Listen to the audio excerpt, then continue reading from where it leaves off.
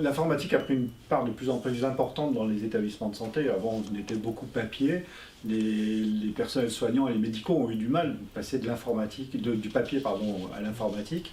Mais c'est un environnement qui aujourd'hui est incontournable dans nos établissements, qui est très sensible parce qu'on ne peut pas s'en passer. Par exemple, nous en maternité, on enregistre tous les battements du cœur du bébé. Quand ça s'arrête, c'est un drame, on ne peut plus surveiller les patients. C'est vraiment un élément déterminant dans la prise en charge de nos patientes.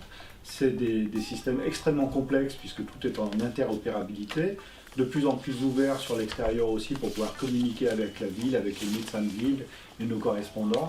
Donc c'est un secteur vraiment sensible et important dans nos établissements, avec des moyens qu'on n'a pas toujours su trouver ou adapter au fil des années, et avec des problèmes de sécurité aujourd'hui qui sont de plus en plus importants. C'est vraiment pour nous une préoccupation majeure que la cybersécurité, surtout quand on voit aujourd'hui tout ce qui se passe dans les établissements de santé. L'enjeu, c'est le décloisonnement aujourd'hui. Les politiques aujourd'hui s'intéressent à ce décloisonnement et à cette amélioration de la communication entre les professionnels de santé.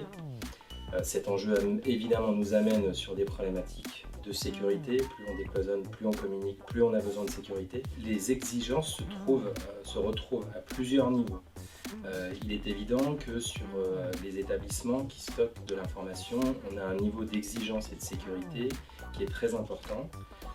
Et donc cette exigence d'hébergement de données de santé, d'hébergeurs de données de santé et d'amélioration des processus, des politiques de sécurité associées à chaque établissement, c'est un élément extrêmement important. L'autre exigence, c'est que le décloisonnement implique qu'il y ait des nouvelles exigences régionales qui se mettent en place. On n'est plus limité à un simple établissement, c'est un ensemble d'établissements ou un ensemble de structures, ou même la ville, le libéral, qui se met à communiquer avec les hôpitaux dans le cadre de la relation ville-hôpital. Et ces exigences ne se portent pas par l'hôpital, mais bien sur une dimension régionale. Globalement, pour mener un projet de sécurisation régionale, au regard des projets sur lesquels nous travaillons, on a construit une cellule régionale des systèmes d'information, de la sécurité des systèmes d'information, qui a un objectif de diagnostic territorial et qui permet d'ajuster correctement les actions que nous réalisons au regard des enjeux du terrain. Globalement, on a des niveaux de maturité qui sont différents, et au regard de ces niveaux de maturité qui sont différents, on construit des services qui sont adaptés. Ça, c'est le premier enjeu. Le deuxième enjeu, ça va être globalement de mettre les bons efforts et de mettre les bons moyens pour faire monter le niveau global de la sécurité. Pourquoi c'est important ? Parce que si un environnement est très sécurisé, mais qu'il est fermé, ça ne pose pas de problème. Si un environnement très sécurisé s'ouvre, et c'est ce qui est en train de se passer, et bien en fait le point de fragilité se retrouve dans cette ouverture. Et c'est pour ça que cette gestion globale de la sécurité sur une dimension régionale commence à prendre une importance énorme, puisque au final, c'est la sécurité globale de l'ensemble qui garantit la sécurité de tous.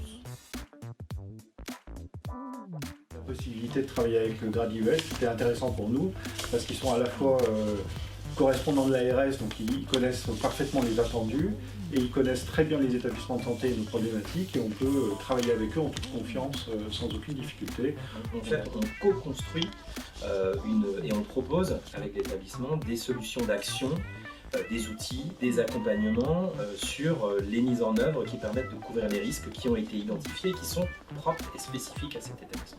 C'est dur, on a beaucoup travaillé sur notre plan de reprise d'activité avec le GRAD, et ça a été intéressant parce qu'il y avait des choses qu'on n'avait pas vues et qui nous ont permis, ils ont mis l'accent sur un certain nombre de difficultés, de points de vigilance pour nous, et ils nous ont vraiment accompagnés dans la vision qu'on pouvait avoir des difficultés, sur la cartographie des risques qu'on pouvait avoir et la façon d'y remédier en nous donnant soit des outils, soit des pistes de travail pour pouvoir avancer. Par contre, on a touché du doigt nos points de vulnérabilité, ça nous permet d'y travailler un petit peu plus à chaque fois, et on a l'impression de monter en compétences et en sécurité au fur et à mesure qu'on avance. Donc vraiment, j'ai l'impression qu'on inscrit notre collaboration avec le GRAD dans la durée en fait. Il y a des répercussions dans la région PACA, je ne citerai pas spécifiquement les établissements, mais on a été interrogé par ces établissements en cours d'attaque pour que eux-mêmes soient rassurés de leurs actions et de la manière dont ils réagissent, que ce soit au travers d'interrogations faites à l'ARS et faites au grade sur, dans cette phase d'attaque, est-ce que j'ai oublié quelque chose, comment je peux faire, comment je peux être aidé.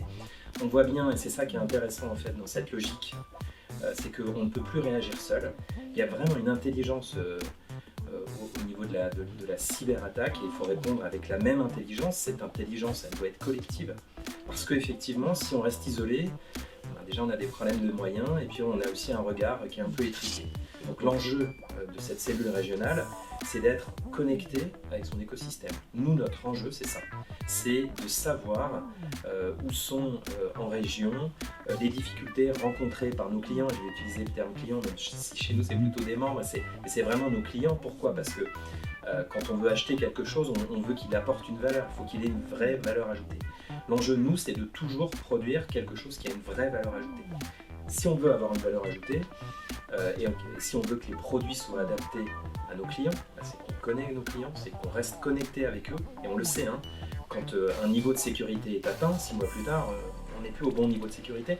Et donc l'enjeu, c'est de toujours pouvoir conserver cette capacité à monter ce niveau de sécurité tous ensemble, avec le bon niveau de financement et avec la capacité aussi que les établissements ont de faire s'élever ce niveau.